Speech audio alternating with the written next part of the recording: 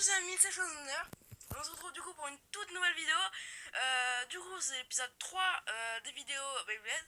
Du coup, là, ça va être sur les disques, hein, comme vous le voyez, donc les disques forgés. Ou sinon, c'est core disque, hein, je crois que c'est ça. Alors, les disques, il en existe plein, donc de différentes formes. Des disques de type attaque, comme celui-ci. Donc, les disques de type attaque, ils ont tendance, vous voyez, à avoir du poids réparti vers l'extérieur pour attaquer l'adversaire, d'où le type attaque. Pour bien frapper, vous voyez, celui-ci c'est un disque très attaquant, hein, avec des grosses lames.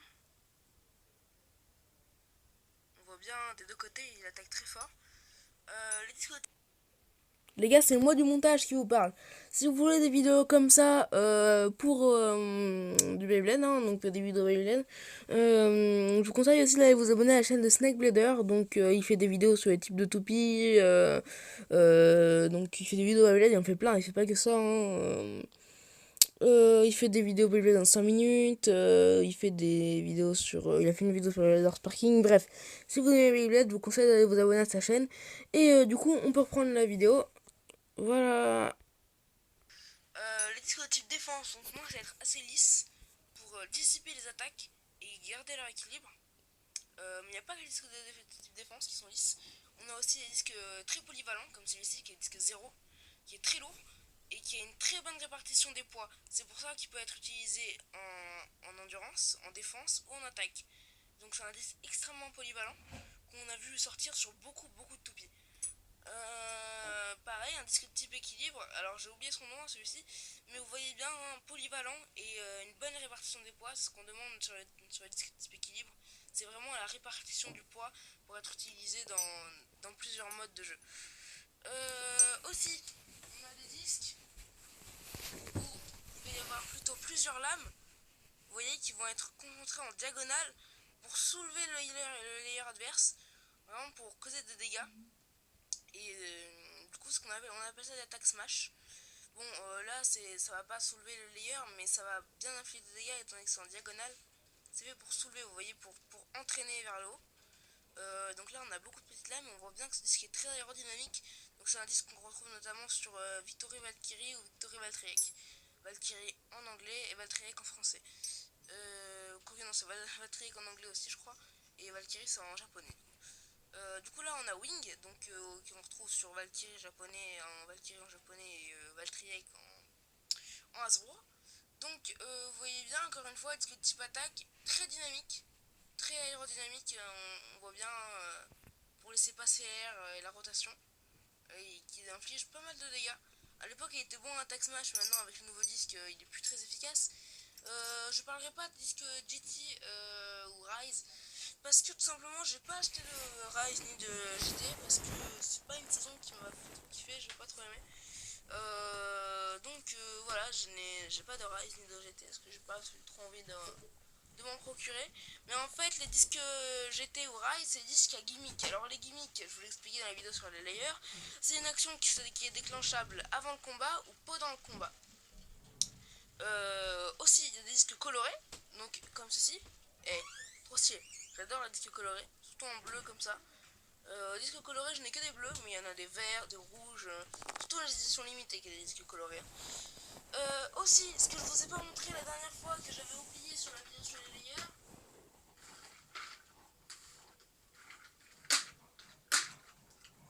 c'est que, attendez, je vais vous le montrer parce que j'ai oublié la dernière fois. Et en fait, les layers aussi, les gimmicks, je vous avais dit, il y avait des gimmicks pendant le combat, je vous expliquais que c'était un kakusei, et d'autres gimmicks. Bon, il y a plein de gimmicks, mais il y a aussi des gimmicks qu'on peut faire avant le combat. Donc vous voyez, là on a Sprite Requiem. Donc là, elle est en rotation. Je crois que j'ai mis en rotation droite là ou gauche, je sais plus. Mais en fait, Spryzen a la particularité de changer de rotation avant le combat. Donc en fait, pour la changer de rotation, c'est très simple, une crémaillère. Attendez que je trouve ça. Une crémaillère. Voilà. Donc, vous prenez votre crémaillère ici. Attendez, je vais poser le disque. Ici, vous avez un petit encoche, on va dire. Vous la placez ici. Vous tournez. pour bien que ça se clipse. Et là, on a le sens de rotation qui est différent. Donc ça c'est la particularité de Sprite Requiem. Attendez, je vais la remettre dans l'autre sens de rotation. Parce que oui, du coup, comme je vous dis, il y a deux sens de rotation, hein. Il y a rotation gauche et rotation droite. Attendez, là je galère en l'occurrence à la remettre dans le bon sens. Voilà. Donc ça dépend des toupies, mais par exemple, vous ne pouvez pas lancer une toupie qui tourne à gauche avec un lanceur à rotation droite. Parce que sinon, bah, la toupie va pas tourner longtemps, elle va rebondir, elle va faire des mouvements. Elle va vraiment durer 2 secondes dans le stadium. C'est pour ça qu'il faut bien prendre des lanceurs soit à double rotation, soit à rotation gauche et à rotation droite, selon la rotation de votre toupie. Ensuite, on a le layer de Hit Salamander. Donc en fait, c'est un layer qui a plusieurs modes. On peut changer le mode du layer. Alors là, il est en mode défense, je crois. Donc là, ici, on a encore une petite encoche, on va dire. Je dis encoche parce que j'ai pas le terme exact. Donc vous tirez dans ce sens-là. Ensuite, vous tournez pour le faire passer en mode attaque. Et vous rappuyez. Pour info, c'est pas autorisé de laisser entre les deux, hein. Il faut que ce soit soit en mode défense, soit en mode attaque. Et c'est pas non plus autorisé de laisser en rotation libre. Donc voilà, c'était pour la petite parenthèse des layers que j'avais pas fait la dernière fois. Je vais le remettre en mode défense. Je vais le remettre en mode défense, défense, défense. Tac. Du coup, aussi, certains disques ont la particularité qu'on peut leur ajouter des frames. Alors, les frames, c'est quoi? Alors, les frames, attendez que vous en trouvez un. C'est des petites parties plastiques comme celle-ci qui vont en fait s'ajouter au disque pour leur ajouter une forme, un poids. Et c'est très utile les frames. Donc attendez que j'arrive à l'enlever parce que celui-ci ça fait longtemps qu'il est accroché. Alors, oula, proof qui va rester coincé dans ça. Donc ce frame là c'est la frame proof. Donc vous voyez,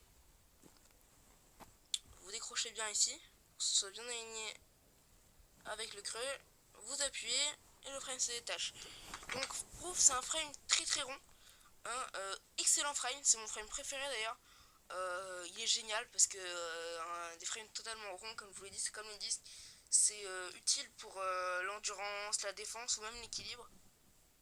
Donc les frames ronds c'est génial. Ou les disques ronds aussi. Les layers ronds par contre c'est plutôt utile pour la défense, hein, en Beyblade. Sinon il y a des frames plutôt offensifs. Attendez, je vais en chercher un. Comme ce frame là, plutôt offensif. Attendez que vous arrivez à vous le montrer. Donc on va l'enlever aussi. Oula, attendez. Parce que mes frames, moi, je les enlève pas trop. Du coup, c'est pour ça que il reste un peu. C'est un peu dur de les enlever quand vous les laissez longtemps, mais ça va. Du coup, là, on a un frame plutôt offensif. On voit bien encore une fois. On reconnaît une partie de toupie offensive à ces lames d'attaque. Ça se voit. Ouais, vous voyez bien, hein, avec proof à côté, hein, c'est pas la même.